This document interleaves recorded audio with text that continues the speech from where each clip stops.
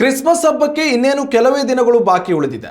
ಈ ನಡುವೆ ಕ್ರಿಶ್ಚಿಯನ್ ಶಾಲೆಗಳಲ್ಲಿ ಕ್ರಿಸ್ಮಸ್ ಹಬ್ಬಕ್ಕೆ 10 ದಿನಗಳ ಕಾಲ ರಜೆ ನೀಡುವ ಕ್ರಮದ ವಿರುದ್ಧ ಶ್ರೀರಾಮ ಸೇನೆ ಧರ್ಮ ಸಂಘರ್ಷಕ್ಕೆ ಮುಂದಾಗಿದೆ. ರಾಜ್ಯ ಸರ್ಕಾರದ ಪ್ರಕಾರ ಕ್ರಿಸ್ಮಸ್ ಹಬ್ಬಕ್ಕೆ ಕೇವಲ 1 ದಿನದ ರಜೆ ಮಾತ್ರ ನೀಡಬೇಕು. ಆದರೆ ರಾಜ್ಯದಲ್ಲಿರುವ ಕ್ರಿಶ್ಚಿಯನ್ ಶಾಲೆಗಳಲ್ಲಿ ದಸರಾ ಹಬ್ಬದ ರಜೆಯನ್ನು ಕಡಿತಗೊಳಿಸಿ ಈ ರಜೆಯನ್ನು ಕ್ರಿಸ್ಮಸ್ ಹಬ್ಬಕ್ಕೆ ನೀಡಲಾಗುತ್ತಿದೆ. ಕ್ರಿಶ್ಚಿಯನ್ ಶಾಲೆಗಳಾಗಿದ್ದರೂ ಸಹ ಇಲ್ಲಿ ವಿದ್ಯಾರ್ಥಿಗಳು ಹಾಗೂ ಸಿಬ್ಬಂದಿ ಹೆಚ್ಚಾಗಿ ಹಿಂದೂಗಳೇ ಇರುತ್ತಾರೆ.